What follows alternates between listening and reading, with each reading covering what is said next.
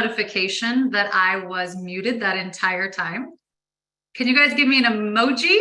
We are human here.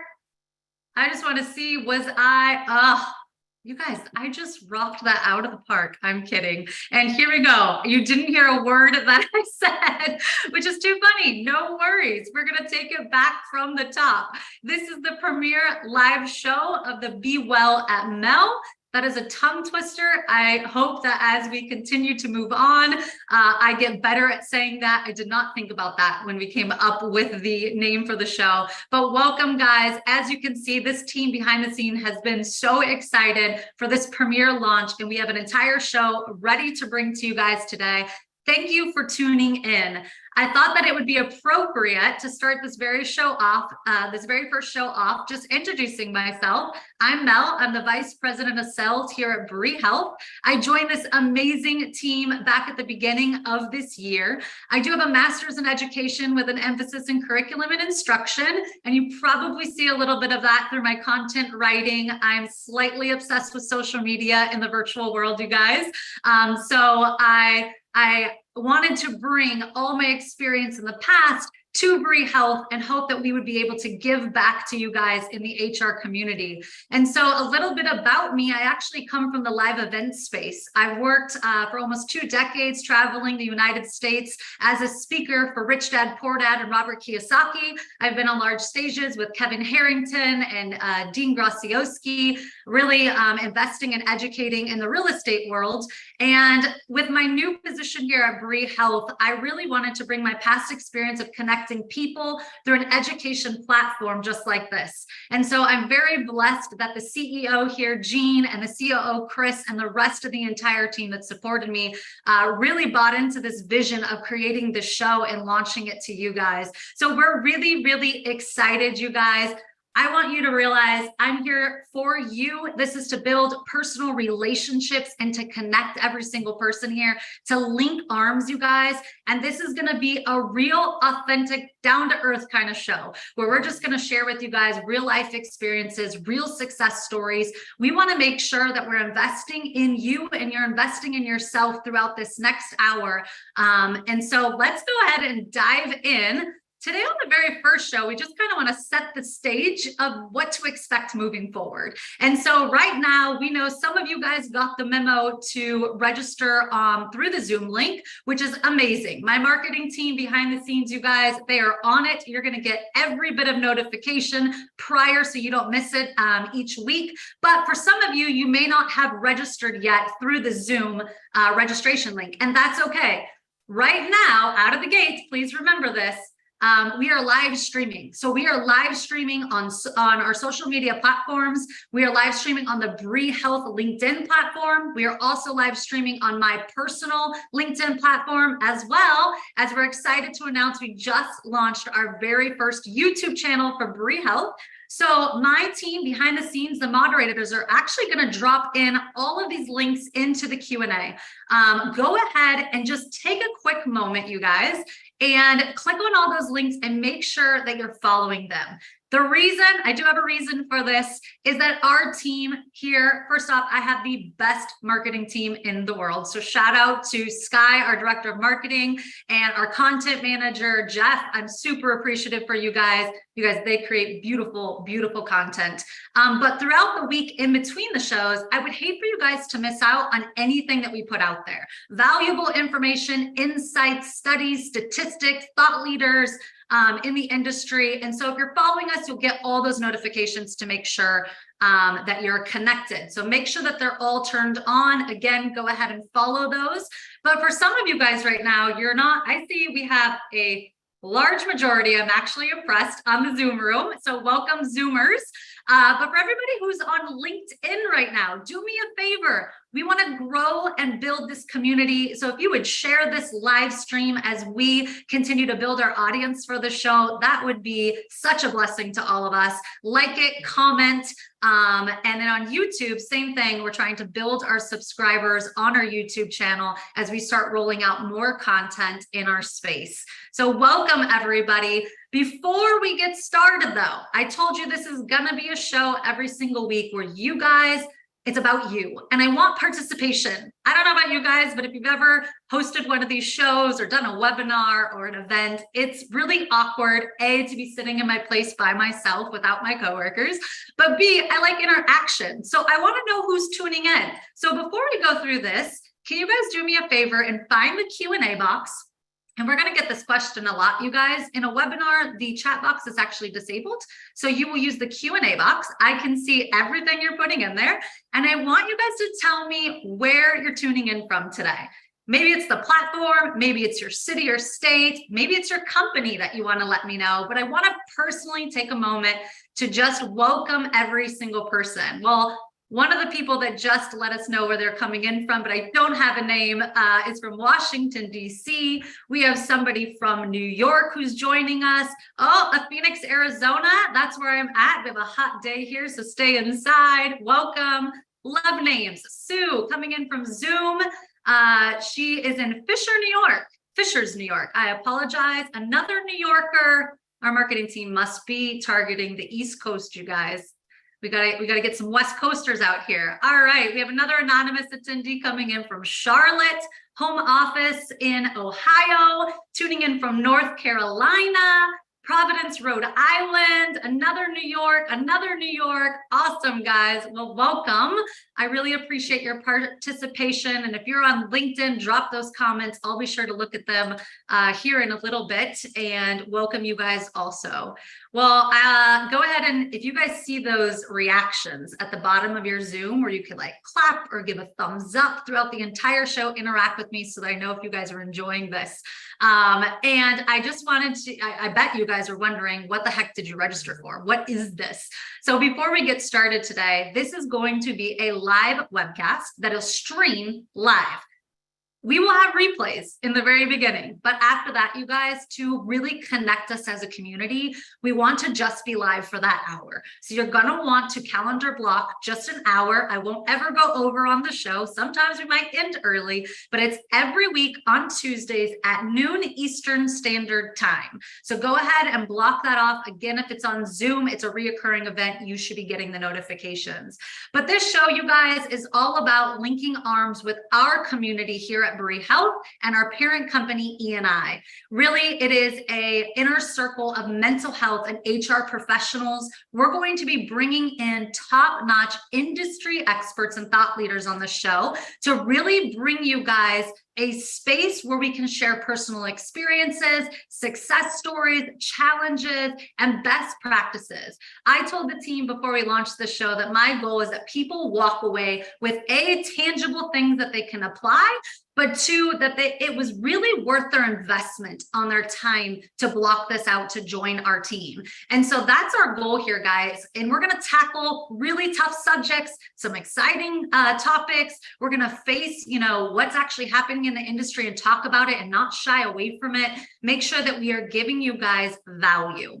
Now, this is really my personal thing in life, is to give back, to be a light and serve and be a force for good as much as possible.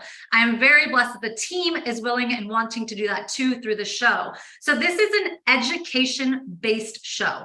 I really want this to sink in on the very first show, you guys, because on the show, you will never see us push any products or sell anything to you guys. It will be a free show that you come in and really, again, just invest in yourself or your people. What do I mean by that? If you're an HR director in here, invite your company. If you see a topic that my marketing team puts out a week in advance, and you're just like, wow, our team would really glean from that, invite them. This show is for the average employee, for the HR director, for the consultant in the benefits space. This is for anybody who could really attach to anything in employee benefits, mental health space, well-being, total well-being. That's our community. That's our inner circle, you guys. And so we're really just here to invest in you. And I think that hour is going to be worth your time. I know it will be.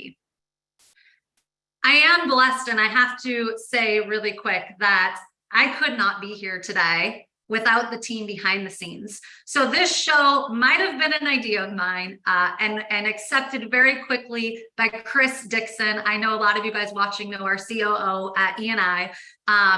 Really just jumped on and was like, dang, Mel, we got to do that. But you guys, we couldn't have made this happen without the team behind the scenes. So a huge thank you to our CEO, Jean, who supported this, and Chris, who really put it into play, my entire marketing team for supporting me, and really my tech team, because you guys, I'm human. You're going to see some tech stuff go crazy in these shows. I do my best between all the screens to keep it. But thank you guys. This is produced and brought to you, not by myself, but the entire team behind the scenes at Bree Health.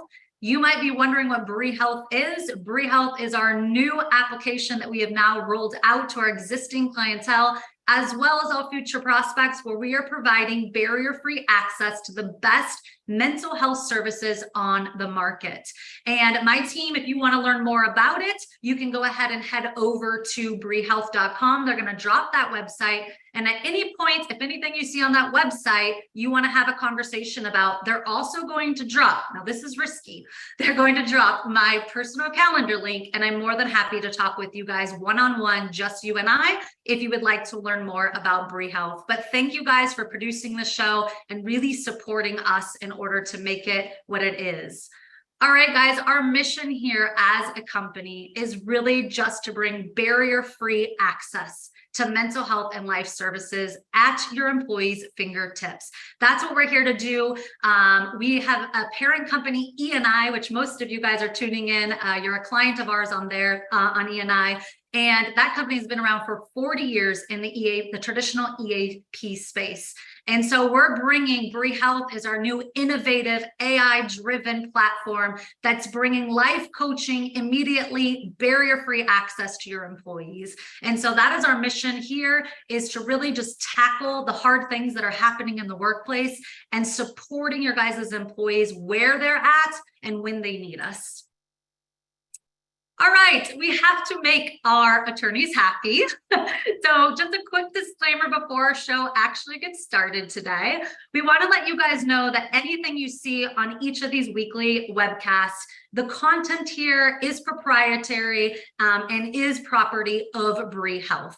Also, we want to let you guys know that the content that we deliver, the discussions that we deliver, they are merely just that. We're sharing experiences, insights, recommendations. They are not any promises or guarantees that we're making, you guys. These are just, again, interactions and conversations in the industry that we are bringing you guys. All right, this one, I want you guys to just take a mental note. Nothing needs to be done today.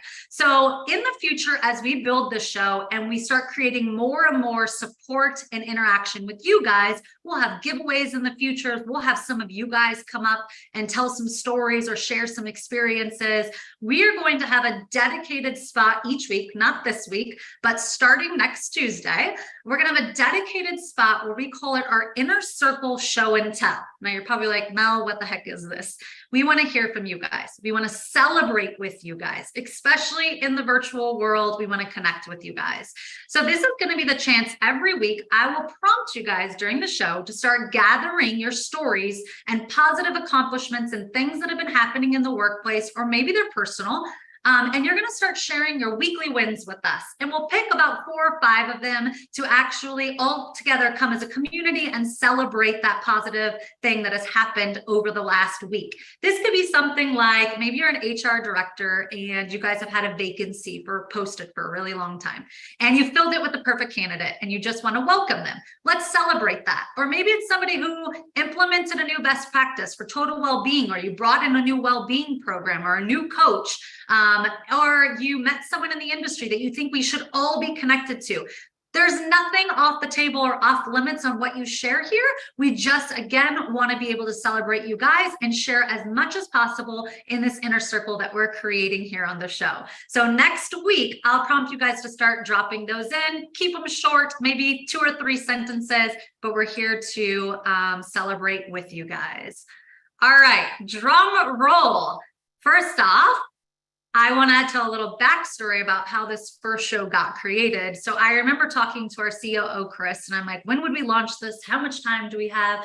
What's all the preparation? And Chris is like, I don't know, but May is Mental Health Month. And so we all thought as a team, well, shoot, we got to get this in gear, it is the perfect time for us to launch a show like this, is during May's Mental Health Awareness Month. So no better topic to talk about on our first show today than caring for your mental health. I think we can all agree it's a goal to remove that stigma against mental health and to realize that it's okay to not be okay all the time. And when we were thinking about who we would bring onto the show to talk, who would be an expert, who would have the knowledge that people would just really, glean off of, it was our girl Aitan. And so I reached out to her, and I'm super excited today to introduce you guys to Aitan Ilasaki. Aitan is the Director of On-Site Mental Health Services at E&I, our parent company. She's a bilingual licensed professional, clinical counselor, and life coach. This girl has it all. And she's worked with a very diverse client population around the world. So everybody, please put your hands together, use the Q&A, show her your love. Aitan, welcome to the show. Hello, how are you today? Hi, thank you for having me be part of the show. Yes, I'm super excited. I think it's probably going to be scary. You're like the first one. It's our first one. I got to be the first speaker. But I know without a shadow of doubt, her and I all week have been talking behind the scenes about kind of what avenue and what route to go and what topics people really want to talk about, because caring for mental health can be super broad, right? It's a very broad topic, and there's a lot to really talk about.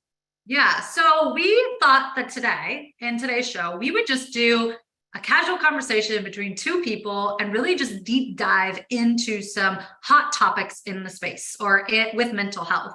And so I think the best place for us to start would be for you to kind of tell our audience, and guys, feel free to use the Q&A. We're watching it. So if you have questions or you want to chime in with any thoughts, please interact with us. But why don't we start with, what are some common mental health challenges that people are actually facing in today's workplace? Great question to really get this conversation started, Mel. Thank you. And to get this started, we've gone through a lot in the past few years, and many aspects of life have changed. Not to go into details about what we've been dealing with and all the major events that have happened in the past 3 years and are still happening, but we can say, although not everyone has been impacted in the same way, everyone has been impacted in some type of way, whether that's directly or indirectly. And this impact, of course, has left us dealing with pain points, and that can cause mental health challenges both at home and in the workplace. So one of the most common challenges that we're dealing with right now is high levels of stress, long working hours, shortages in staff, tight deadlines, working in a high-risk job in general. These are all factors that contribute to the high levels of stress that we feel. Not to mention that these things also make it hard for us to maintain a healthy work-life balance. So over time, we see that the level of stress starts to escalate. People are trying to stay strong and push through it. Then exhaustion starts to kick in. And all of the sudden, our relationships at home and work are strained, and our life is just falling apart. And the longer that we experience these high levels of stress, the more opportunity for it to manifest and show up in our lives as anxiety, depression, burnout, anger, and the list goes on. Mm-hmm. So we have people in the workforce that have been enduring and toughing it out, but not really totally recovering. And when people aren't at their best, they don't show up at their best. So we're also dealing with the consequences of poor stress management in the workplace.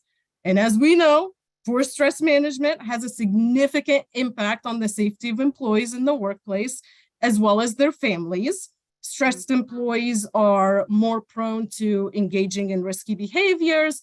They're more prone to slow reaction times, and that can increase the likelihood of accidents happening.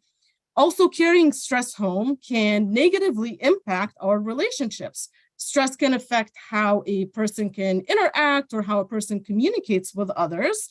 And when someone is stressed, they may become irritable, easily frustrated, or emotionally distant. And it may be more difficult for them to express their feelings or even listen attentively to their partners or to others. And that can lead to conflicts, misunderstandings, strained communications, and issues within our interpersonal relationships. Keep in mind, too, that these consequences can also be long-term, and we can experience physical injuries or disabilities that we would have to deal with in the long term. Other common challenges that we're dealing with is not having enough social support. Feeling isolated or having limited social support at work can negatively impact our mental health. Lack of positive relationships with colleagues, inadequate communication, or not enough communication, and a lack of teamwork can contribute to feelings of loneliness and disengagement. And we're seeing a lot more of this nowadays, especially with the shift to remote work. Those who are working from home often miss out on those opportunities to have those casual water cooler conversations. And sometimes communication may not even happen unless someone needs something from you or unless you go out of your way to really initiate some of these conversations. So if you think about it, we are having to unlearn the way that we're used to doing things, where before you could gather everyone in a room for a team meeting, or you could just walk into someone's office and strike up a conversation. And now we're learning and we're exploring ways to engage our teams remotely to the same level that we did in person. And this is not easy. And it's not easy when we have members with different skill sets and members with different expertise. And it can require a lot of time to get everyone up to speed. We're also dealing with job insecurity. The uncertainty about job stability or concerns about layoffs and restructuring can lead to heightened stress. It can lead to anxiety and a negative impact on our mental well-being overall. Employees are feeling uncertain, and that is a scary place to be, especially when you also have a family to feed. But employees are keeping quiet about it. And they're keeping quiet about their fears out of fear that it may be a reason to be let go, or they may be seen of less value. So what concerns me about this is two things. Number one, by keeping quiet about things and stuffing things down, we know that they don't go away, and it's just a matter of time until they come back up. And two, if employees don't feel psychologically safe to talk about their concerns at work, then we have a problem that needs to be addressed. And this brings me to the next point is we're seeing a rise in bullying and harassment in the workplace. And this is an indication that something deeper is going on. Workplace bullying, harassment, or discrimination can have psychological consequences. And these behaviors create a hostile work environment that leads to stress, anxiety, low self-esteem, and diminished job satisfaction overall.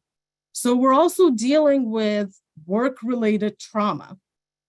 Some professions expose workers to traumatic events or high-stress situations, such as first responders, healthcare professionals, military personnel, or law enforcement. And witnessing or experiencing traumatic incidents can result in mental health challenges. And that's not to exclude everyone else in different professions as well. When we're talking about trauma, the way that I like to define it is it's any painful learning experience. For me, I still remember the day that I was sitting at work and my coworkers came rushing through the room with the news on their phone as the pandemic was being announced. And that is something that I may never forget. It shook me at my core. I remember thinking, is this really happening? And then seeing all the grocery stores go empty, it honestly felt almost like a zombie apocalypse was coming. And that was painful. That was a painful learning experience for me. This was the reality. It was really happening, and our safety is not guaranteed at that point.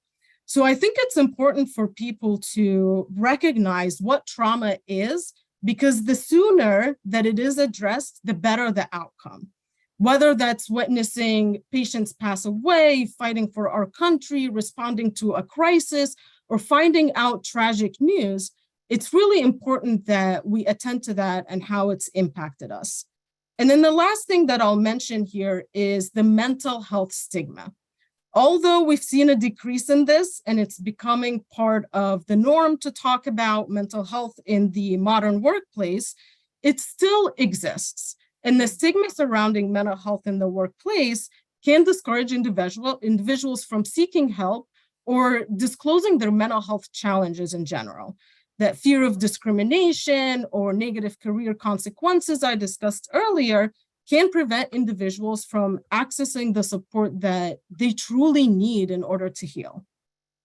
So much to unpack in that. Wow. My brain was like, go here, go here, go here. So let's just take a second and unpack that. And guys, feel free, drop in anything that you want her to elaborate on that or any comments. I know you said something that resonated with one of our viewers, but first, I just want to share I'm in the field every single day, right? I'm on meetings every single day with decision makers, CEOs, executives, head of HR. This is my community that I work with. And can I just tell you that there's an underlining it's really frantic, to find a solution to better support employees because they know they're not supporting employees the way that employees need at this point in time in life. And one of the things you said was anxiety and stress being the top of them. So here at Bree Health, we are able to pull analytics on what these employees are actually diving into, right? Like what resources. So if you're an employer out there, if you're a decision maker, and I'm going to share with you, depression and anxiety and stress is the top. It's the top. Then it's burnout, right? So you talked about they're overworked, they're burned out, but then what resources are available or what are you doing as an employer? Or let's just have self-accountability for a second. What are we doing for ourselves, right? Let's not put all the accountability on our employer or our boss. We have to be accountable for ourselves too, because I'm accountable as a mom to my child. I got to take care of myself, right? So when you talk about the traumas and you talk about the bullying, who's that happening? What's that relationship? Who's that? Is it between employee to employee? Is it the employer to the employee? What is that relationship with that? Yeah, we see this showing up in so many different ways. Most recently, it's really from an employee to an employee basis, right? So an employee is struggling, and then as a way to cope with that struggle, right, they invest in some of those frustrations, and now these frustrations start to be taken out on others. And then now others are impacted as well. So it's almost like a cycle, right? It starts with somebody who's going through some type of challenge or struggle, and then that eventually manifests and gets passed down to others who then are part of that situation. Yeah.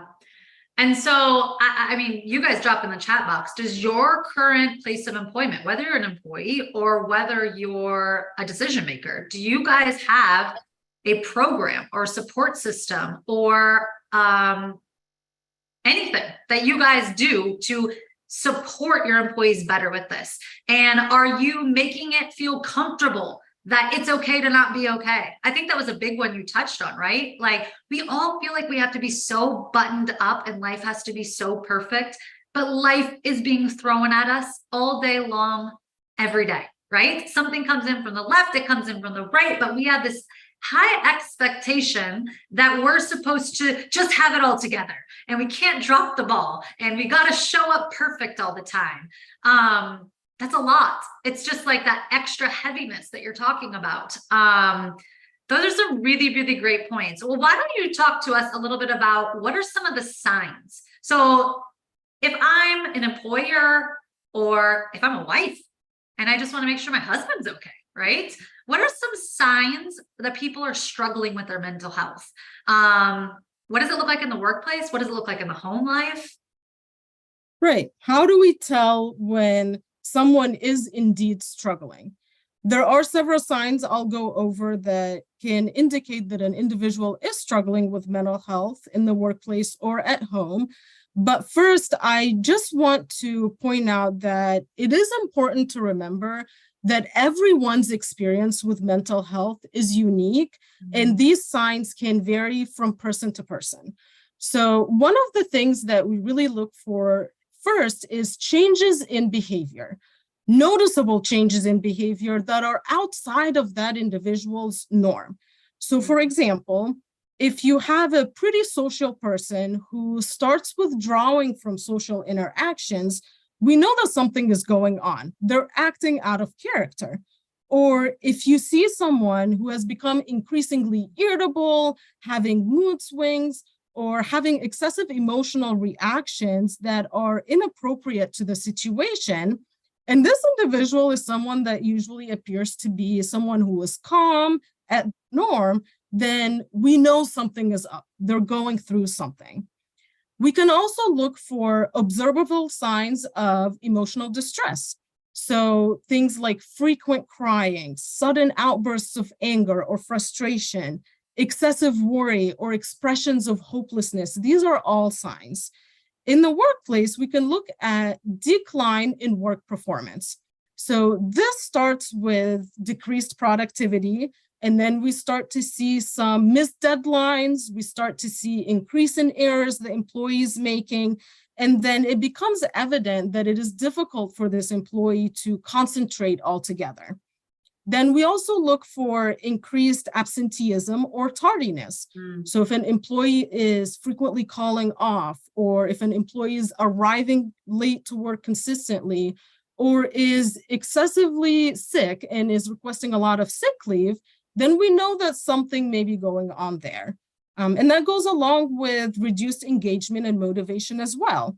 If an employee appears to be disinterested, disattached, or lacks the drive that they previously had, whether that means they're withdrawing from team activities, avoiding social interactions, or isolating themselves from their colleagues.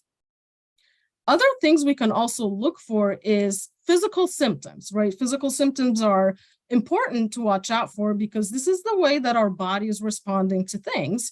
So things like frequent headaches, unexplained fatigue. So if you have an employee that is consistently mentioning that they feel tired, changes in appetite or weight. So if you see that an employee is losing a lot of weight quickly or is gaining a lot of weight quickly, or again, is frequently getting sick, these are all ways that our body is responding to stress from what we're dealing with in that moment.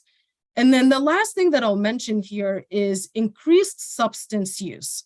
So relying on substances like alcohol or different types of drugs as a coping mechanism or as a way to manage stress. We all know that that's not the best option in the long term, but if you notice employees are inviting their colleagues out for drinks every day, or if an employee appears to be disoriented, these are also signs to watch out for. It makes me, first, as someone on the leadership team, it makes me think, gosh, I got to really pay attention to this.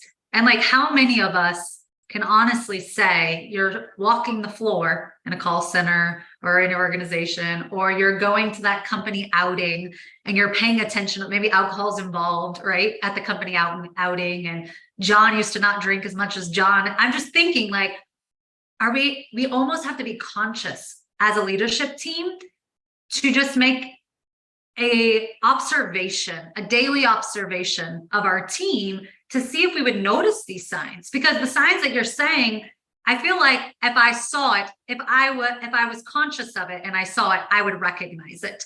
But I think the problem is we're not really walking around thinking that we need to do that. Like, you just put a light bulb in my head. Wow, if I look back on all the teams that I've ever led in my life, I don't really check in on those I'm not looking for those type of things. And so I probably have missed them. How many of you guys use the chat box? Like, how many do you think that this has to be a conscious thing that we tell ourselves we got to be aware of as a leadership team? That's a big one. And, you know, someone dropped in the chat box. Maybe you can answer this right now. If not, we can send it out, and we have a gift for you guys at the end of this, but asking what are some resources that employees, like the employer, could offer the employees that are accessible to be able to assist with these type of things. So let's say it's substance abuse. Let's say it's their physical, maybe it's just fitness and nutrition. They're eating bad. They're not working out. John used to go to the gym before work every day. Now he's not. Do you know of any off the top of your hands, and I don't mean to put you on the spot, any resources that people could implement to be able to support their employees better?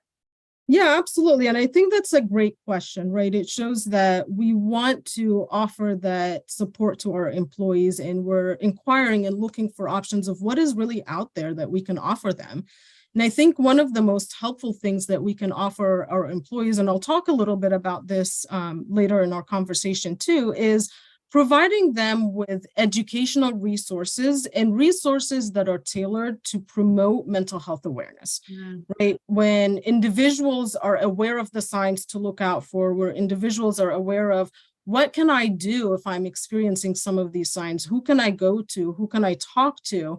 These are all things that are helpful for employees to help them navigate these challenges as they come up. Yeah, I just want to add too, when I'm in the field, and I know you guys are in the industry, so we hear this all the time. Tech is a big thing this year in the HR industry. So I saw that our moderator dropped it in. This isn't to give a plug on Bree Health, but just to use it as an example, there are companies like ours that are out there trying to bring these services and resources to your employees' fingertips. Again, barrier free, right? Not worried about financials and if they can afford to get help, not worried about the person's calendar and if they can actually get in front of them when they need it. And so I would just say, my response to that also would be like, look at the technological resources that are out there, whether those are self-help guides that you could assist them through educationally, exactly like you said, Aitan. If you could give them articles or podcasts. I'm telling you guys, I have a vision for the show. Get your employees on this show, because we have experts, credentialed, licensed people that are going to be able, this is a free show that you as a company don't have to pay for. And all you have to do a lunch and learn. Tell them you'll buy them lunch if they attend for an hour to get the help that you need if you can't find those resources. But tech really was a light bulb when you said that for me. There's a lot of resources out there. There's a lot of new apps that have come out for the individual, not really just companies, right? The Calm app, some apps like that, BetterHelp, things like that can connect you. But those are some good ones. So let's talk a little bit about how can employers support employees who are experiencing these type of challenges? Like, what is their role in that? Right. Now that we know the signs to look out for, what do we do about it? And believe it or not, Mel, one of the most helpful things that we can do is to initiate a supportive conversation. So if we notice any of these signs in a colleague or in an employee, it is recommended to approach the situation with empathy and compassion and encourage them to seek the professional help or access available mental health resources that are available to them within the workplace. Right. So just going up to the employee, pointing out some of the things that you've observed. Right. I've noticed that you seem a little bit sad recently, or you seem more disengaged recently. Is everything okay? And then if the employee does not want to talk about whatever it is that they're going through, that's okay. It is within their right to maintain that privacy. But then the next step that we can do to continue to support them in that role is, well, here's some resources if you need it. Right, here's some resources, here's where you can find it so that you can access the help that you need when you need it. And sometimes voicing our concern goes a long way. It makes employees feel valued, it makes them feel supported and cared for. And we're paying attention to them, right? And we're letting them know that we want them to be well. So also encouraging open and non-judgmental communication about mental health within our teams, because we need to provide avenues for our employees to discuss their concerns, right? For them to seek guidance, to share their experience. And we can do this by having regular check-ins. We can have anonymous suggestion boxes. We can have a dedicated HR representative, whatever that looks like for you and your team. And this also brings me to the next point that I wanted to mention, which is to foster a mental health friendly culture. And this is really important when we're talking about culture, right? This is the environment that we're in, day out at work. So creating a work environment that promotes mental health and well-being is important. And this can be done by openly discussing mental health, partaking in initiatives to reduce the stigma around mental health, and emphasizing the importance of self-care and work-life balance. We can also encourage positive relationships and connections with our colleagues and employees. We can facilitate team building activities, peer support programs, employee resource groups that are focused around mental health. We know that according to the research, fostering positive relationships at work is one of the preventative factors against burnout. So when we know that there's someone at work that we have a positive relationship with, that we can talk to about any of the challenges, and we know that they'll be there to listen and support us, that's very helpful. Another thing too is to establish supportive policies, right? Many of us may have this already in place, but implementing policies that support mental health, such as flexible work hours, remote work options, or reasonable workload expectations. Some employees have considered providing paid mental health day leaves to allow employees to prioritize their well-being, or even giving an extra free day that they can use at any time throughout the year. This is an extra initiative that we can provide our employees, and it helps with retention and productivity as well. Another thing that we can do is offer employee assistance programs, or EAPs.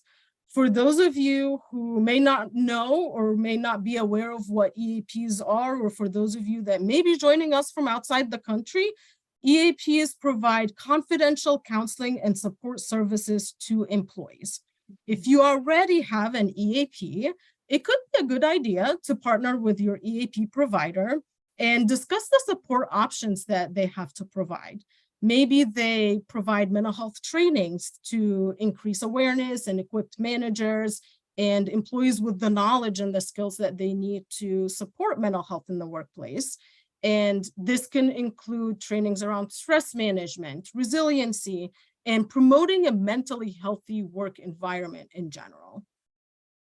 And as I mentioned earlier, another thing we can also do here is provide resources and education. So offering resources such as educational materials, online tools, and information about mental health services that are available to the employees internally as well as externally. And this really helps the employees access that relevant information and seek that support when they need it.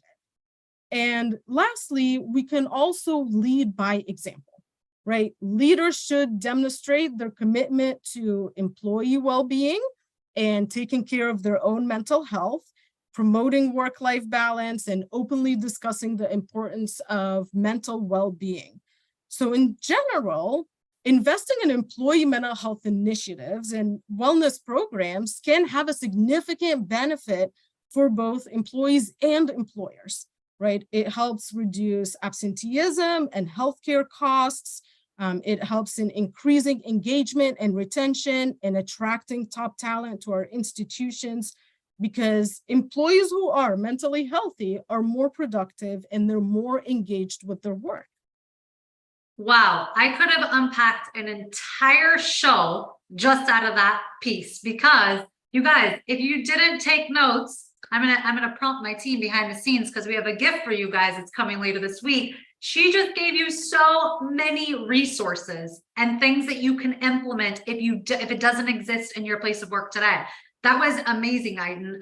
And I think the theme I kept hearing subconsciously was, we can't take this lightly because it's affecting the bottom line.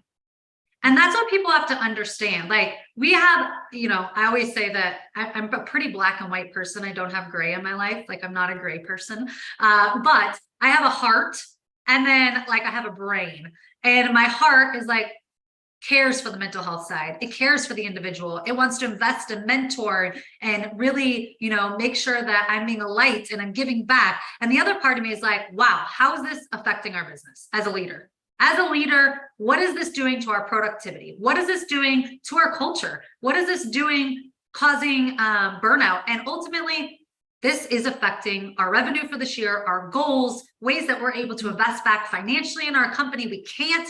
If we don't take care of these little things, if we ignore these signs, if we don't implement these resources, you guys, the company is what is suffering. Your people are internally suffering, but from a leadership perspective, from a CEO perspective, it's affecting our business as a whole. And you really, wow, unpacked all of that. So I hope you guys were able to take away a couple of points. Let's do one more last one, because our time is coming up and we definitely want to keep this right at an hour. But in what way, I think we just kind of did that one actually. What are some recommended self-care techniques that we could do? We talked a lot about the workplace. Maybe on this one, we could also talk a little bit about us and our own accountability, about taking care. What can I personally do that is going to impact everybody that works for me and that I work for? Right, great question. What do we do? What can we do for ourselves? And when we're talking about self-care, a lot of people tend to think that self-care is about taking baths, lighting up candles, and getting massages. Guilty. And although those are great things to do for self-care and they're great for relaxation, it's not what self-care is all about. Self-care refers to that intentional practice of taking care of our whole well-being, whole being the key here. We're taking care of our whole well-being, not just one part. And this involves activities and behaviors that promote self-nurturing, relaxation, and personal growth. And keeping in mind that self-care is a lifestyle. This is the model that helps us recharge. This is the model that helps us refuel, right? So we can continue to show up at our best every day. So this model is multi-systemic, right? There's different domains of self-care to encompass our whole self. And at a minimum, we have our physical self-care, we have our psychological, emotional, spiritual, personal, and professional domains of self-care. So when it comes to self-care, it's important to make sure that we're doing something for each one of these domains or each one of these areas of self-care to really make sure that we're taking care of our whole self. And by taking care of our whole self, we can then establish a sense of equilibrium and feel more balanced in our day-to-day. So I'll go over just some few strategies that we can do under each one of these domains. And some of the things that we can do under our physical domain or physical area of self-care is eating healthy, getting enough sleep, making sure that we're getting at least those 6 to 8 hours of sleep, exercising, getting our annual medical care or regular medical care, making sure that we're attending those appointments, drinking enough water, deep breathing, right? Making sure that we are practicing deep breathing, we are activating our parasympathetic nervous system, we're sending these relaxation responses to our body. Some of the things that we can do for our psychological self-care is journaling. Some of us like to reflect and process their day-to-day, or to just put our thoughts down on paper, reading a book for enjoyment or to expand our knowledge, practicing positive thinking. We all know that positive thinking is linked to improved moods. So when we're thinking positively, we're more likely to feel positively as well. And one of the techniques that I like to practice here is anytime I catch myself thinking a negative thought, I switch it with 3 positive thoughts. And what that really does is, what it really does is it helps restructure our brain in a way so that in the future, our brain is then automatically thinking in those positive ways. Some of the things that we can do for our emotional self-care is spending time with family, friends, or with our pets if we have any, practicing a hobby that we really enjoy, reading our daily affirmations. For some of us, this may be seeking therapy and working out some of the emotional challenges that we have. And for others, it may be setting boundaries and really not overcommitting, but rather putting limits to ourselves so we can keep ourselves balanced. And some of the things that we can do from a spiritual standpoint is we can practice meditation, we can spend time in nature, or just time connecting in nature, taking a yoga class. If you're a religious individual, participating in those religious events or activities, whether that means you're going to church on Sundays or you're going to the mosque on Fridays, whatever that looks like for you. And practicing mindfulness, which we know is very helpful in helping us stay in the present and increasing our self-awareness. And then some of the things we can do from a personal perspective is set goals, spend time with our friends or with people that uplift us, practicing having a growth mindset. So rather than having a fixed mindset where we're thinking from the realm of, this is my way or the highway, we're practicing that growth mindset where we're thinking, here's a challenge. What are my options and what can I do to overcome that challenge? And then lastly, some of the things that we can do from a professional standpoint is actually make sure that we take time for lunch. I know a lot of us tend to skip lunch, so actually making sure that we do that. Asking for help when needed. This is why we have a team, and it's a great way to also connect with your team members. Taking vacations, and even if that means that you miss out on whatever incentive that you get at the end of the year, making sure that we take those vacations is really allowing ourselves that time to truly disconnect from all our responsibilities and to really provide ourselves that space to recharge and refuel. Of course, to go along with that, don't work during your time off. So when you're off, try to make it your point. Right, try to make it your point to really turn work off. And I know this is hard. I struggle with this one too. Very grateful for our HR for reminding us consistently about that. But this could possibly be an indication that maybe we can work on some time management techniques so that we feel a little bit more productive or more in tune. So it's important to keep in mind that, with self-care, there is no one size fits all here. It really all depends on what we have going on in our lives. And it works best when we're proactive about it, not reactive about it, right? Because if we wait to the point of being reactive, we've already lost our sense of balance. You brought for me, awareness that there is so many different areas of well-being. Right? We think of well-being and some of us probably fixate on an area, but you just listed probably 10, right?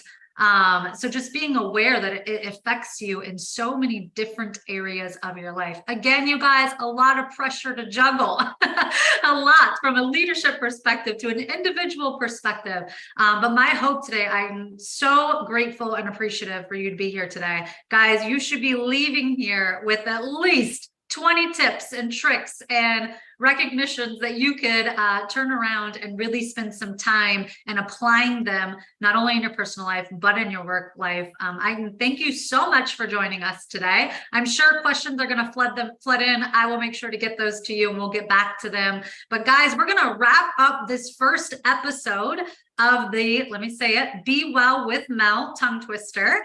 And while we close out today, I just want to give you guys a chance to drop anything into the Q&A or chat box. If you want to chime in on today's discussion, if you feel like you need to leave here with something, my moderators are watching.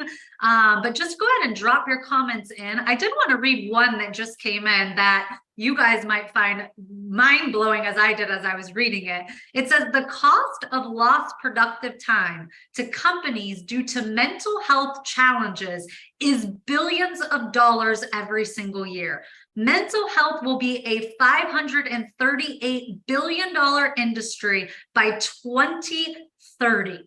You guys, it is the top discussion. It is the biggest, initiative in most companies right now. I'm hearing out in the field, and that is just a really big one. Lastly, we just want to end today thanking you guys for tuning in to the very first show. Please leave us all of your comments, reviews, good, bad, ugly. We want to make this for you guys, make it as best as possible. But the last thing I'm going to leave you with is be on the lookout on your emails. So if you are not registered through the Be Well with Mel, I'm really going to mess this up every time.